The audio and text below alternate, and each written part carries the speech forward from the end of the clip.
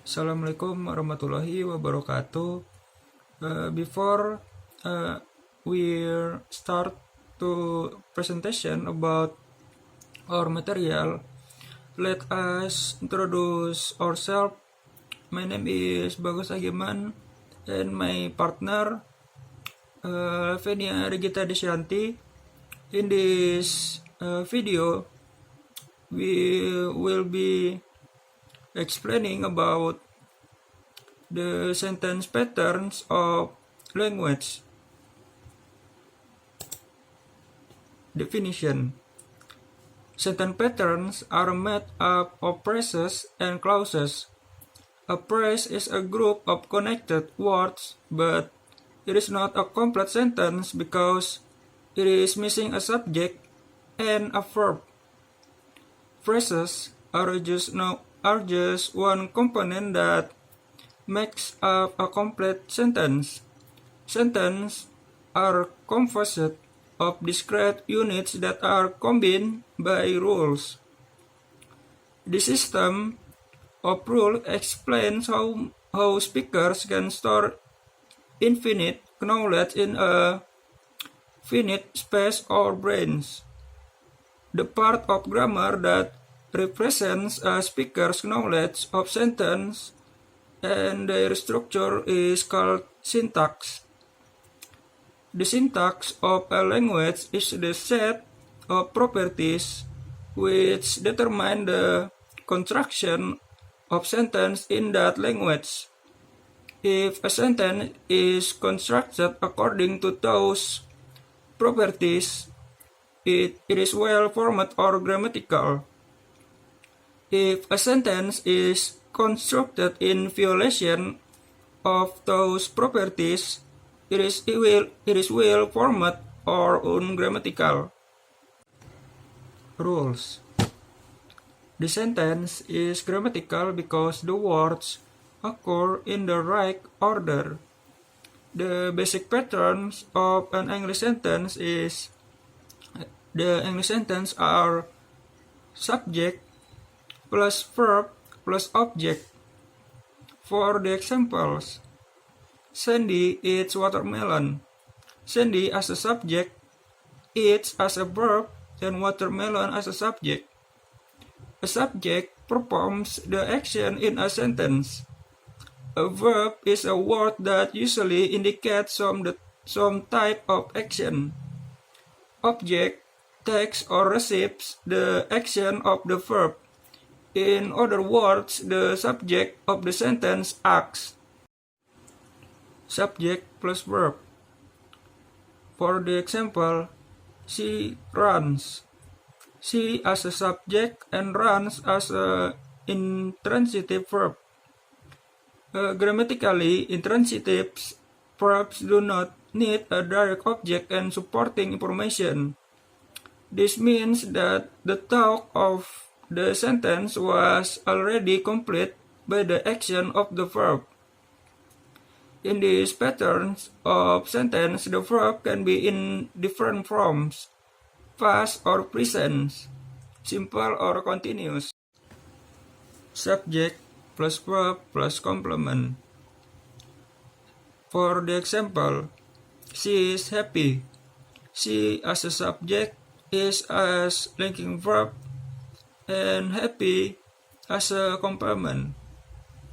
Linking verbs are the verbs that join the subject with an adjective or another noun. Linking verbs include be, are, is, was, were, and seem. We can also use a sense verb. Is a verb that describes one of the five senses, like sight, hearing, smell, touch, and taste. A complement can have many different forms. It can be a noun, an adverb, or an adjective. For the example, Andrew bought an apple. Apple as a noun. He slept in the car. In the car as an adverb. She is tall. tall as adjective.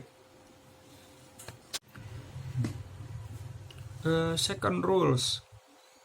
Describe the relationship between the meaning of particular group of words and the arrangement of those words. For example, Alice's companion saw us that the word order of a sentence contributes crucially to its meaning. The sentence in number 3 and number 4 contain the same words but the meaning are quite different, as the Mad Hatter points out. For example, number 3, I mean what I say. Example number 4, I say what I mean. The rules of the syntax also specify the grammatical relation of a sentence, such as a subject and direct object.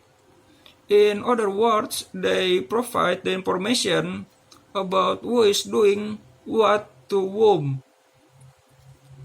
Okay, the next material will be explaining by my partner, Lavenia Regita Desyanti. Grammatical functions. Grammatical functions or grammatical relations, that is subject, direct object, indirect object, or second object, and oblique object, and the other is the set of roles. Number 1. Subject. Subject has 3 types. 1. Simple subject, a noun or pronoun without including any modifiers. Example, Fiona helped to meet the Prime Minister. Fiona is the understood subject, the person who is to do the meeting. The second subject is complete subject, a noun or pronoun including modifiers. Example, the butterfly is so pretty. The butterfly is the subject with the terminal the as a modifier. The third is compound subject, contains 2 or more subjects that have the same predicate. Example, Jane and Elizabeth both at home. Jane and Elizabeth are the subject.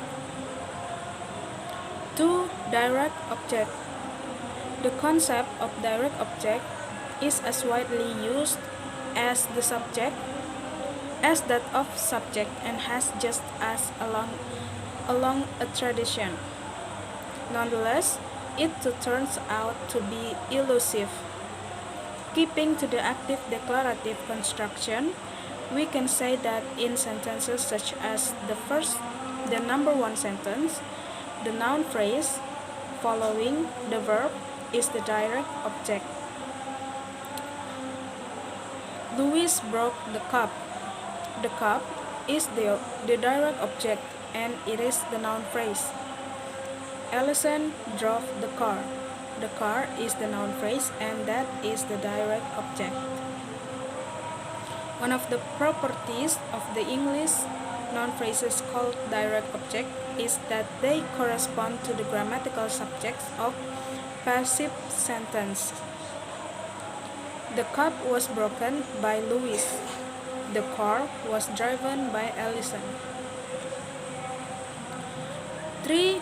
Oblique object and indirect object. The concept of oblique object in English, any noun phrase that is the complement of a preposition is an oblique object. Examples, Frank bought a piano for Jane. For Jane are oblique objects. It used to be analyzed as containing indirect object nouns, but this concept of indirect object is problematical. Grammars of English would merely refer to verbs such as tell, say, show, and give, which occur in the construction verb noun phrase 1 to noun phrase 2 or verb noun phrase 2 to noun phrase 1. Compare, Celia gave the car to Ben. versus Celia gave Ben the car. The indirect object was said to be the noun phrase preceded by to, and the relevant verbs were either listed individually or divided into classes, labeled verbs of saying, verbs of giving, and so on in order to avoid the label indirect object being assigned to phrases. That's all our presentation. We hope that our materials can be beneficial to all of us. Thank you so much for your attention. Wassalamualaikum warahmatullahi wabarakatuh.